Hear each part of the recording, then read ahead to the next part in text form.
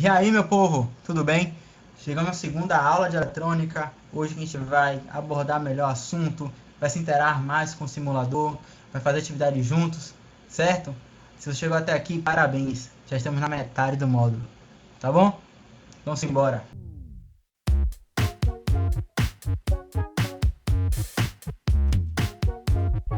Bom, meu povo, me chamo Marcos Portela, sou co-orientador do programa de extensão e inclusão tecnológica nas escolas públicas, que originou a Alô Robótica. E eu acho que você já me conhece, né? Se não conhecer, dá uma olhada mais nos vídeos, melhore, não pule. Essa é a aula 2. Tem todo um processo antes daqui que é importante você ver. Certinho? Hoje a gente vai trabalhar um pouco mais com a eletrônica, um pouco mais com o simulador. Vamos tentar desenvolver uma experiência virtual que chegue muito perto da real, que é a experiência básica, né? Que todo mundo quer fazer robótica, tem que fazer uma hora ou outra.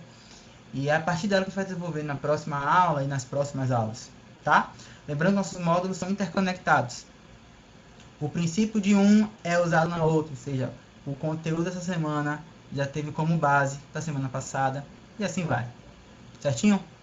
Então, bora logo, né? Bom, meu povo, nessa aula a gente vai um pouco mais além, né? Com o título do eletro ao multímetro. É mais ou menos a aplicação daquilo que a professora Larissa falou. Ela abordou a técnica, né, o que é eletrônica, a história e como é que ela, os princípios básicos. Aqui a gente vai buscar consolidar esses princípios e ensinar a vocês. Dessa forma a gente consegue usar o simulador não copiando algo, mas sabendo o que está fazendo, certo? Por isso, nessa aula a gente vai trabalhar a base da eletrônica. E qual é a base da eletrônica? De onde vem a energia que a gente utiliza e como a gente pega essa energia e utiliza essa energia. Os três princípios fundamentais da eletrônica. Aquilo que a gente usa, o que Lari falou, a gente vai aprofundar um pouco mais e no final a gente vai trabalhar no ambiente simulado do Tinkercad, onde a gente vai, isso mesmo, a gente vai fazer um circuito. Por fim, vai ter um desafio para vocês. Não pensem como uma prova ou um dever de casa chato. Vai ser algo fácil, rápido, intuitivo, porque vocês já vão saber como fazer. Mas é só uma forma de garantir que estamos andando no mesmo passo. Que a gente dá um conteúdo para vocês e que vocês estão conseguindo receber. É a partir dele que a gente consegue nivelar nosso curso para vocês. Certinho? Então, sem mais delongas, vamos embora para lá.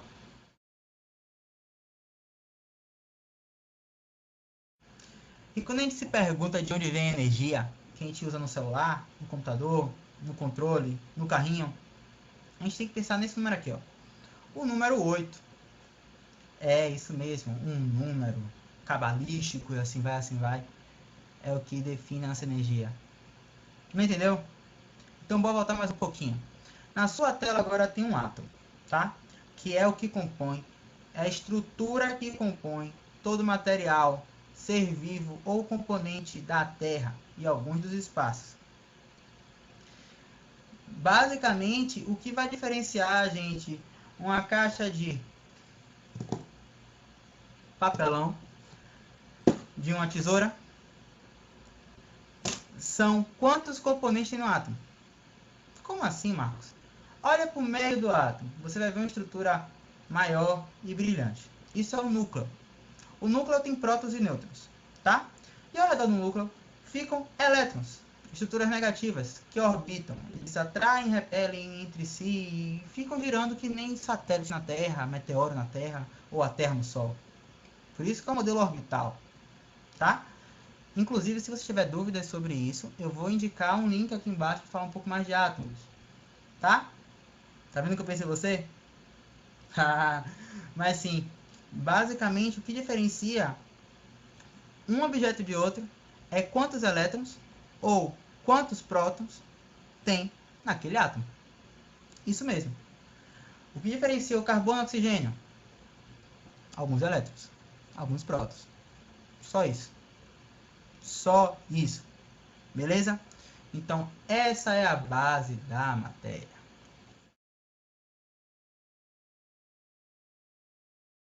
Mas, Marcos, beleza, aprendi o que é átomo. Mas de onde vem o 8? Calma aí, jovem.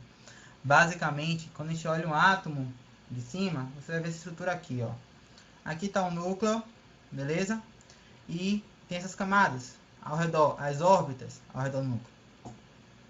Uma quantidade de elétrons vão ficar em cada camada. Cada camada tem seu subnível, sua subcamada, tá? A S, a P, a D e a F, como tá aqui do lado. Certinho? Então, o que vai definir? A camada S consegue pegar 2 elétrons. A camada P consegue pegar 6 elétrons, tá? Calma, não mude o vídeo, já vai acabar a química. Você vai entender onde eu quero chegar.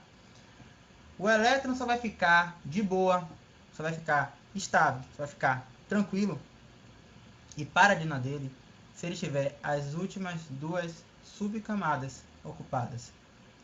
Que tirando o hidrogênio e o hélio, precisa de 8 elétrons. Isso mesmo, ó. Olha a setinha aqui, certo? PS, últimas 2. PS, últimas 2. PS, últimas 2. PS, últimas 2. PS, últimas 2. Se tivesse outra linha aqui embaixo, se surgir um elemento que tenha 8 camadas, você vai achar um PS. Atualmente é DP, mas quimicamente falando, não mude, ainda não é uma estrutura instável, beleza? Então o que eu quero falar para vocês é que assim, quais são os elétrons que tem 8 no final? Quais são os átomos que tem 8 elétrons no final? Os gases nobres.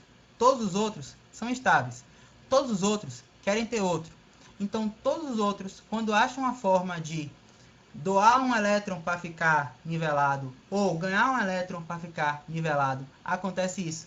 E esse fluxo de elétrons é que faz a corrente elétrica existir. Corrente elétrica é isso. É o caminho de um elétron entre um átomo e outro, entre um composto e outro, entre uma substância e outro. É assim que a gente consegue energia. É assim que a gente consegue carregar a bateria, ligar o computador, ligar a televisão com o movimento do elétron. E basicamente isso tudo ocorre devido ao número 8. Então percebam quanto é importante esse número para a gente. Se ligou?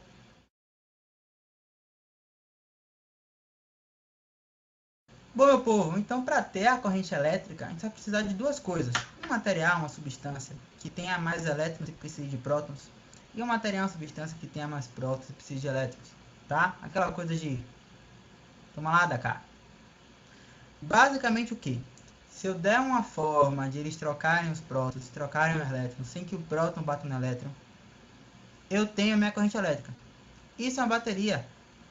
Se você ver no vídeo, eu peguei o zinco, tá? Que ele tem mais elétrons e precisa de prótons. E eu peguei o cobre, que tem mais prótons e precisa de elétrons. Quando eu colocar os dois imersos em um líquido, não grave o nome, não pegue o nome, é basicamente um líquido para passar o próton. E depois eu junto os polos de cima com fio, que é metal, que os metais são elementos químicos favoráveis à doação de elétrons, o compartilhamento de elétrons, a nuvem eletrônica. Se você não sabe o que eu estou falando, vá ver o vídeo aqui embaixo.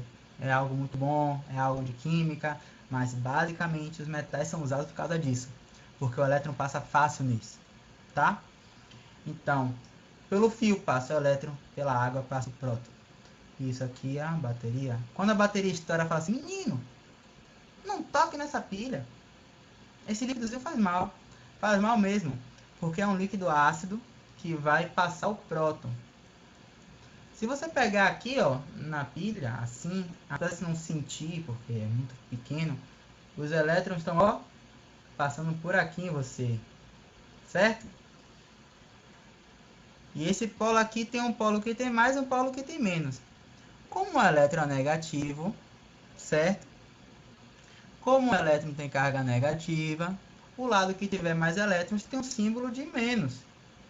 O lado que tiver mais prótons, que tem um símbolo positivo, símbolo de mais, tem um símbolo de mais, tá? E por convenção, a gente diz que a corrente elétrica vem do mais para o menos. Na verdade, os elétrons vão do menos para o mais. Mas convenção é convenção. Alguém estudou e falou que é a forma melhor. Então, segue o barco, tá?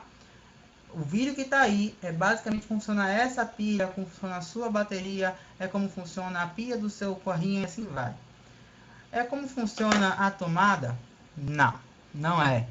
A tomada é uma tensão alternada, tá? Que eu não vou deixar o elétron ir. Eu vou empurrar e puxar, e eles vão se empurrar e puxar, e é algo um pouco mais complicado, que a gente vai ver em outro momento, certo? Por enquanto, bora formar um conteúdo de corrente contínua, ou seja, que os elétrons andam em filazinha ó, continuamente, beleza? Então, é daí que vem a corrente. Um material tem mais elétrons e precisa de prótons, o material tem mais prótons, precisa de elétrons, conectei os dois, teve a corrente, a lâmpada acendeu, beleza?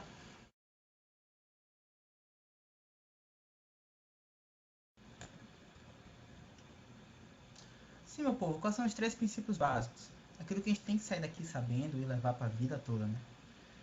A gente vê os 3 princípios básicos naquele vídeo, na pilha de Daniels. Basicamente o que? Em uma pilha, eu tenho um lado que tem um canto com alto potencial, com muita capacidade de dar o elétron. Eu tenho um canto com pouca capacidade de dar o elétron, certo? Então eu tenho um canto que tem muita, outro canto que tem pouca.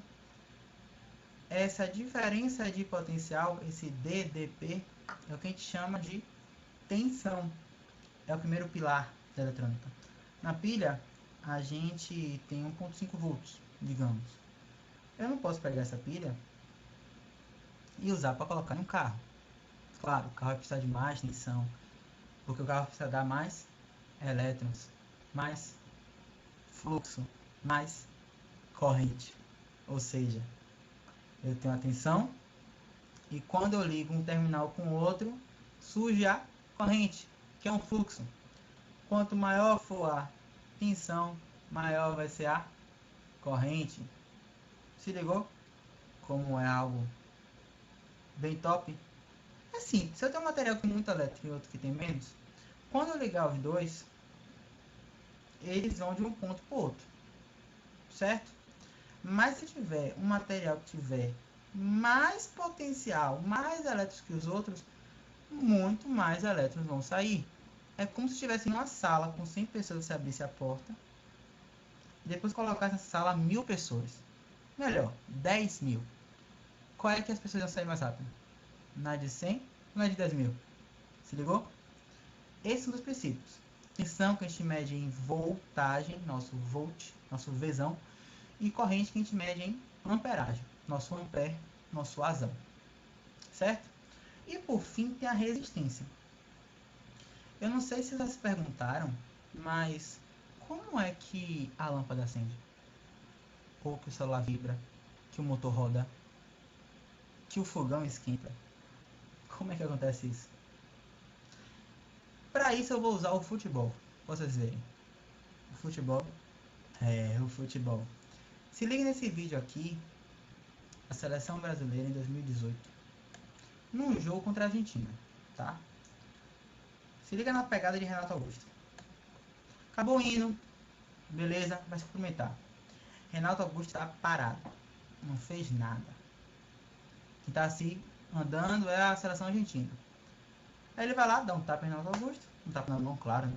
E se vaza. O outro vai, o outro vai, o outro vai, o outro vai, o outro vai. Como vocês acham que está a mão de Renato Augusto no final desses tapas todos? Quer ver como? Faz comigo. Dá um tapa. Bora lá? A mão de vocês não ficou mais quente? Não mudou a cor? Não ficou tremendo um pouquinho? Bom, a mão de Renato Augusto estava assim 11 vezes. Porque ele deu 11 tapas como esse. Se fossem 100, ia estar mais quente? Ia vibrar mais? Ia estar com uma cor mais forte do que com 11? E se fossem 1000? E se fossem 1 milhão? É exatamente assim que a lâmpada acende, que o motor vibra, que o fogão aquece. Ele dá uma resistência para o elétron passar que quando o elétron passa, uma parte da energia fica com ele. E ele decide o que fazer. Se for uma lâmpada, ele vai pegar aquela energia e vai, puf, acender. Se for um motor, vai pegar aquela energia e vai girar. Um fogão, esquentar. Então, quanto mais você resistir à passagem do elétron, quanto mais você dificultar a passagem do elétron, mais energia você pega dele. Você consegue fazer processos mais específicos. Se ligou? Então, a resistência é o terceiro pilar da eletrônica. É basicamente a capacidade do material de roubar, de tirar a energia do elétron para usar em outros fins. Normalmente se esquentando, certo? A energia que é tirada a gente vai usar em potências, tá? E a capacidade de tirar a energia a gente utiliza como resistência pelo Ohm, se mede em Ohm, que é a capacidade de resistir à passagem do elétron. Certinho?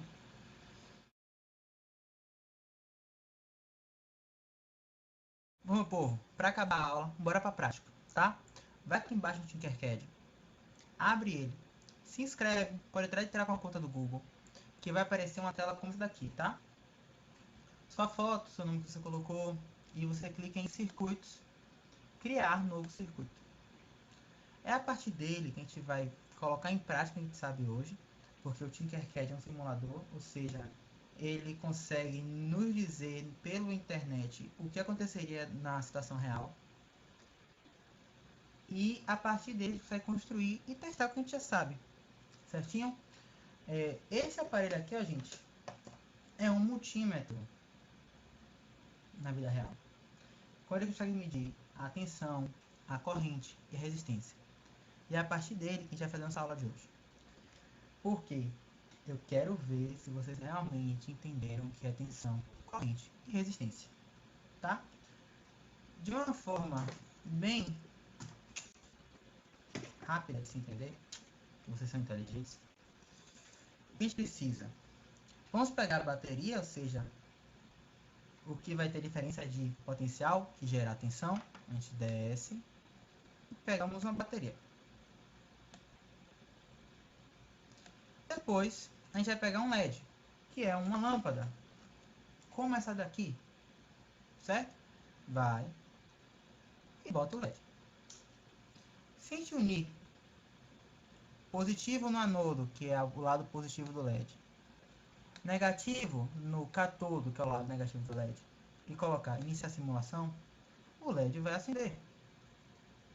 Top, né?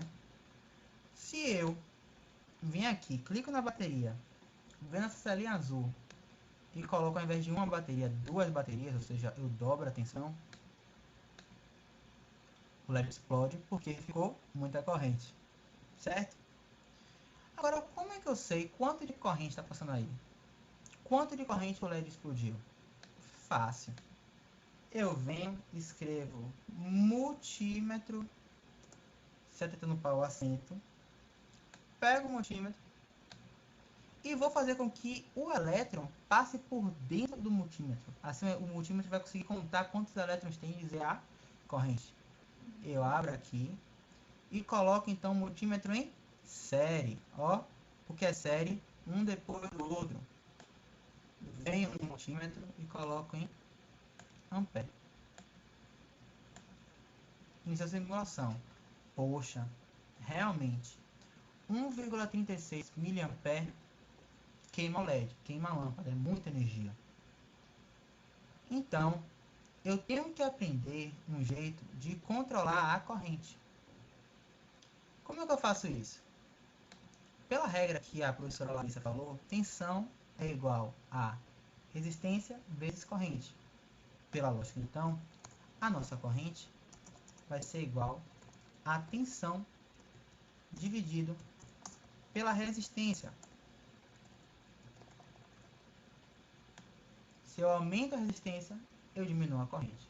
Então, para evitar que meu LED queime, eu vou colocar um resistor. Ó, que coisa bonitinha. Como é que o resistor? Eu vou dividir os elétrons com ele. Os elétrons vão passar por ele também. Abro depois do LED. faça uma ponte para que os elétrons passem pelo resistor, e eles também têm que dar, não um tapa, mas 2 tapas. Eles dão energia para a lâmpada e dão energia para o resistor. Assim, cada um pega um pouco de energia e ninguém se danifica. Olha o que aconteceu agora. Eu diminuí minha corrente, minha lâmpada acendeu, não queimou, porque tem uma parte da corrente aqui. Se eu clicar no resistor, eu tenho como mudar a resistência. Aqui está um K on. Eu posso colocar para ficar 330 ohm. Um K1 é 1000, viu? K é 1000. Quilo de arroz, quilômetro. Se eu tiro o K, fica ele puro, então fica 330. Tirei 700 e poucos de resistência. Olha o que aconteceu com a corrente. Aumentou. Ou seja, isso aqui é verdade. Se diminuir a resistência, a corrente aumenta. E o dever de casa de vocês é saber fazer esse circuito aqui no Tinkercad e me mandar. Printar essa tela e me mandar. Mas eu quero duas coisas diferentes.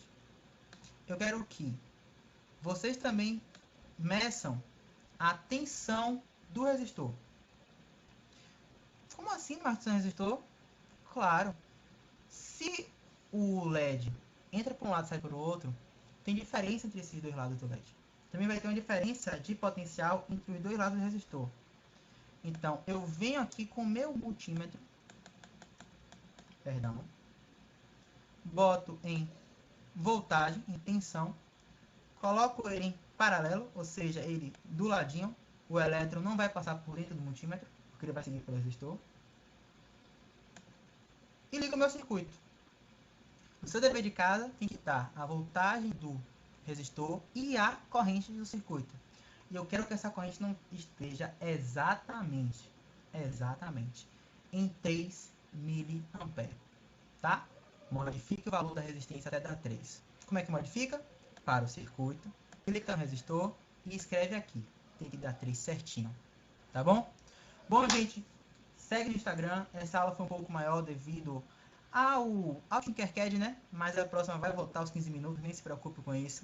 Promessa é dívida. E qualquer dúvida, tira com a gente. Seu dever de casa, o e-mail explica como mandar, assim como suas dúvidas ou reclamações. Estamos abertos para qualquer coisa, certo? Um abraço, meu povo, e até a próxima.